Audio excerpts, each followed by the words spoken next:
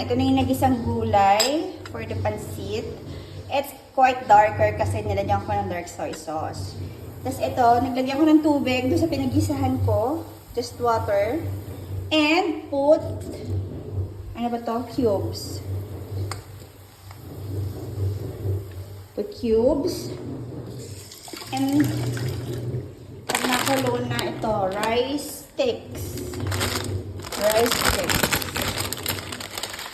Pancit bihon to sa Pilipinas. Okay, go. Mami! Hawakan mo nga to. Hindi ko mailagay itong isa. Hawakan mo sandali. Hindi ko mailagay itong isang pancit. One more. O, diba ang hirap mag-video ng mag-isa ka lang. Yung assistant ko kasi, ang tagal-tagal. Ano ba yun? Oh, yun. Isa, dalawa, bali, kalahating kilo, no? Hindi, 1/4, 1/2. 1/4 kilos yan. Dalawang bihon. Yeah, 1/2 yan. Ano ka? Ito kasi 500 grams lang to. Oh, Sigurado ka? Ayan no, 454 grams. Kalahating kilo lang ang isang ano. Eh, dalawang ganito lang. So, 1/4 lang. Diba? Huwag masyadong kataluhin. Lumiligwak.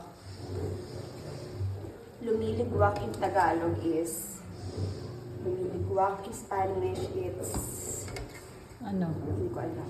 Umuola. Umuola. In English, it's spilling.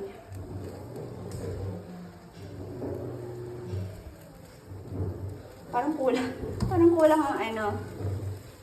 Hindi kaya. Naan natin, tapos pa natin. 4.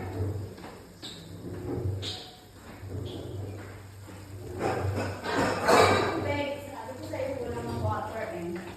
Kulang ang water, no? O, okay na yan. Magpainit tayo ng water para in case ano, kulangin ba.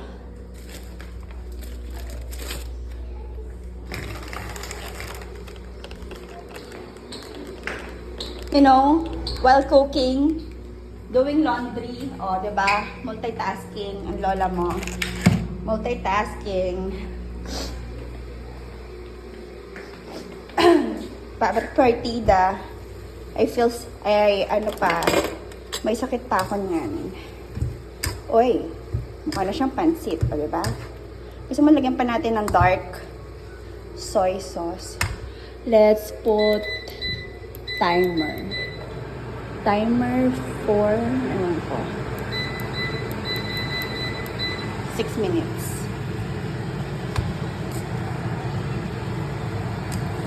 Okay. Okay, fine. Ay, pansit. Ang pansit mo, baby.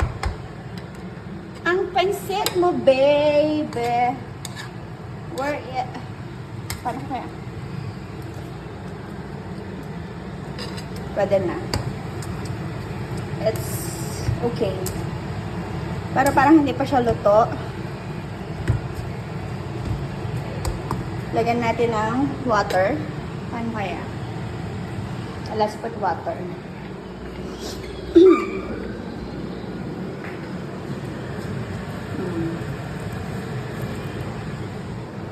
Ganun. And mix. Okay? I will update soon. Wait.